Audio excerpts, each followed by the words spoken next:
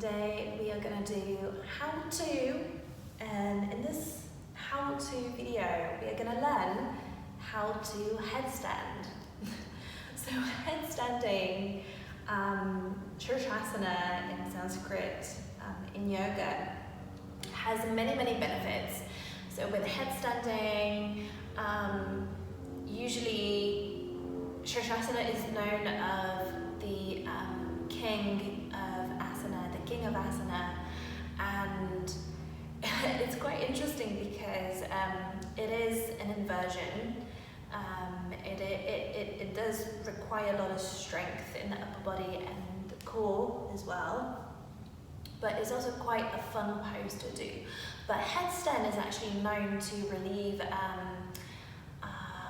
headaches, migraines, and to also balance hormones, and it acts really well on the glands in the body, and then it speeds up metabolism a little bit. Inversions, not just headstand but going upside down in general, stimulates the vagus nerve, that nerve of compassion, and so that nerve touches a lot of our major organs in the body, and it runs from your brain through your throat, through your thyroid gland, through your heart, your lungs, your through your diaphragm, you know, the center of intuition, your gut feeling, etc., etc. So a lot of really amazing benefits to headstanding, and also it's just really fun to go upside down and to practice headstand.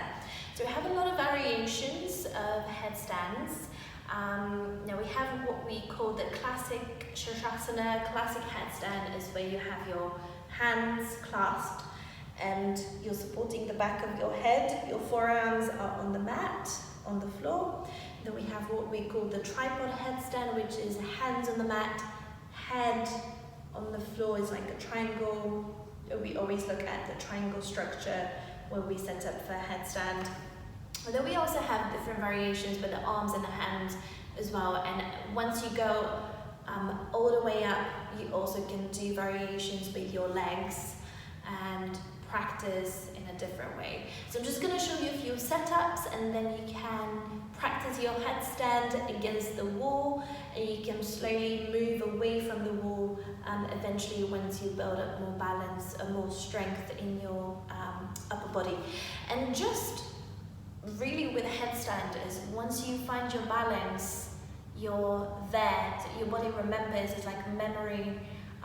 It's not really just muscle memory, it's memory in the body.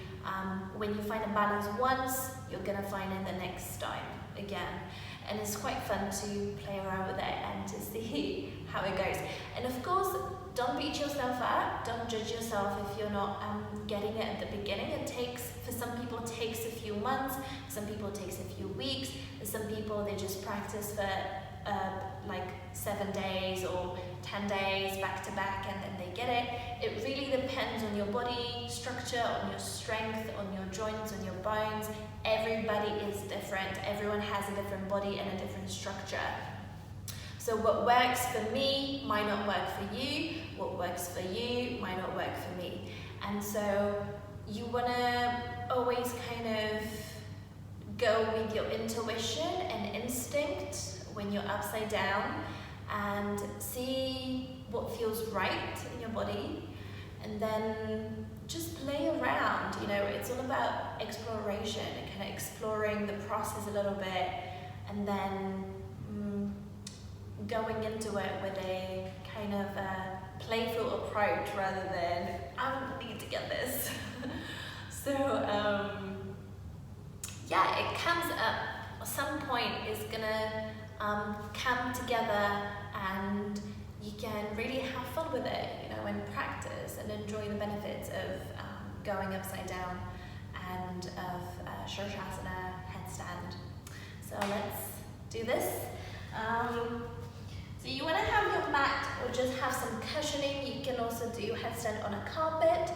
You can place a blanket if you want to fold a blanket and just cushion the crown of your head a little bit. So some people find that it's too much for the crown, or their head is a bit just more bony than other people's.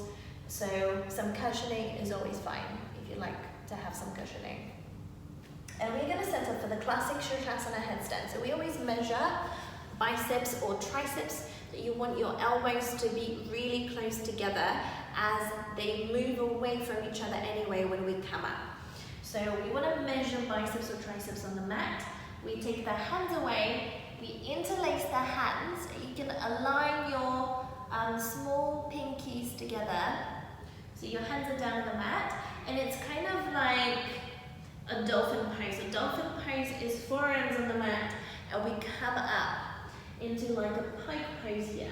So it's called the dolphin, so just forearms on the mat. It's like a down dog, but with your forearms on the mat. Yeah, same thing, only we have the hands interlaced.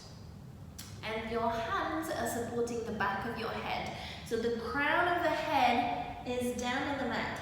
Now your crown is different than other people. So everyone's crown is in a different place. So you can measure by placing the base of your palm into the place between your eyebrows, your third eye.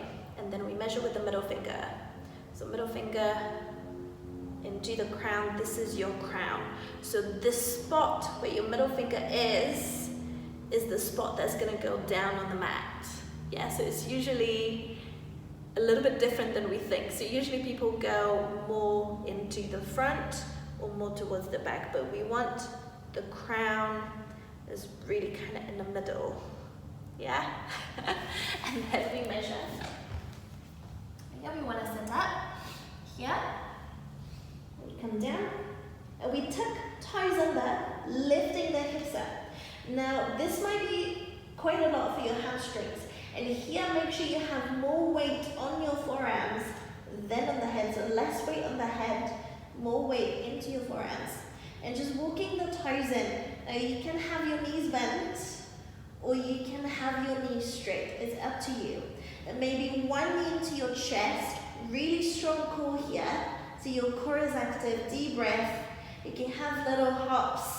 If you're against the wall, otherwise please don't hop into it, don't jump into headstand, ever. Yeah, maybe the other knee, yeah, maybe both knees eventually might come up, very slowly. Yeah, you get a lot of strength, keep sending the weight into your forearms more.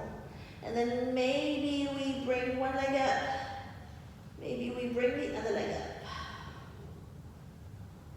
Yeah, deep breath. And on the way down, we take child's pose. Always to soften the back body, to soften your spine. And then, of course, if you have flexible hamstrings or more flexible legs, then you can also just reach one leg up and tilt over until the other leg comes up. Slowly. And then we come down one leg, other leg. Child's pose. And so this you can practice against the wall or slowly start to shift away from the wall eventually. But again, a lot of your weight is in your forearms, and you really have to push the floor away. Looking. Now a lot of people are confused about where to look when they go upside down, and this is the one thing that a lot of people say to me, oh, once I come up, I lose my balance because I'm not sure where to look. So in headstand, it's quite interesting. When you're headstanding, now I am looking just between my feet, so on the mat, at the back of your mat. Yeah. So if your head is at the at the front of your mat, you're looking just at the end of your mat, or just between your feet. And keep your eyes on your mat, and that way you can keep your drishti point, your focal point on the mat, instead of if you're looking in the space, you are going to lose your balance most of the time. Yeah, so the drishti point is really important in yoga. We always have drishti, and drishti is just the Sanskrit word for focal point, for concentration. But the drishti is really, really important in arm balances, in going upside down, in standing poses as well, standing balances, very, very important. And then make sure you're breathing as well. So if you're headstanding, breathing in and out will really, really help. Now for the tripod headstand, same thing here. We only have the hands down. We don't interlace the hands, we just have the hands down under the shoulders. Head is in front of your hands. So you want to create like a triangle on the mat. Like a triangle on the mat here. So hands under your shoulders, head a little bit higher, away from your hands. And again, we come into like a down dog variation. Send the weight into your hands more. Now here you might want to have more cushioning under your head, just in case. So there's more of a kind of equal balance between the head and the hands. And then again, either one leg up to come up, or one knee, other knee to come up. And then we slowly start to rise. Any variations here with the legs? Feel free to play around. You can also turn your fingertips to face away from you. And we come down, child's pose. And always you want to have a few breaths in your child's pose.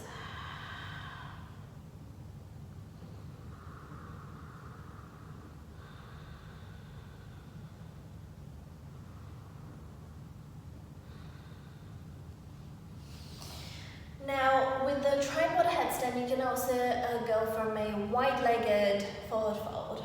So we often do wide-legged forward fold here. Yes. And then we start to go down. You want your toes to face in slightly. Hands into your shoulders. Now here, this is up to your hips. If you're folding, if the crown is touching the floor, you're ready to go. Walk your hands a little bit back. Otherwise, you can go wider with your legs. So for me, because it's easier to fold, I go with shorter stands.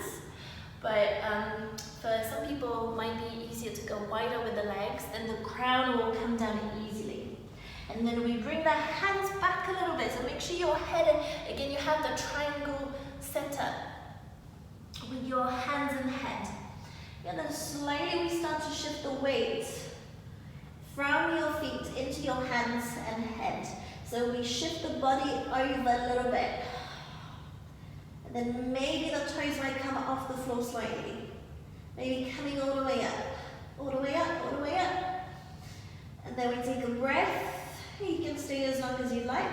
And then on the way down again, very slowly lowering the feet down. Take a moment to lengthen here, hands under your shoulders, or just soften for a few breaths. And again, you can come into your child's pose anytime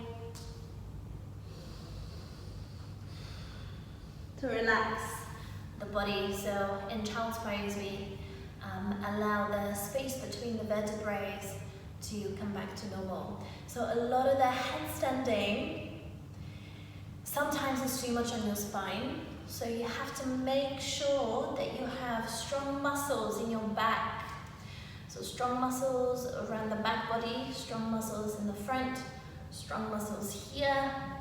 Your neck is quite strong to hold you. So you want to come up and really bring the shoulders away, lift up. Whether you're having classic or tripod, you want to lift up. But yeah, I don't think I have any other tips. I would just say give it time.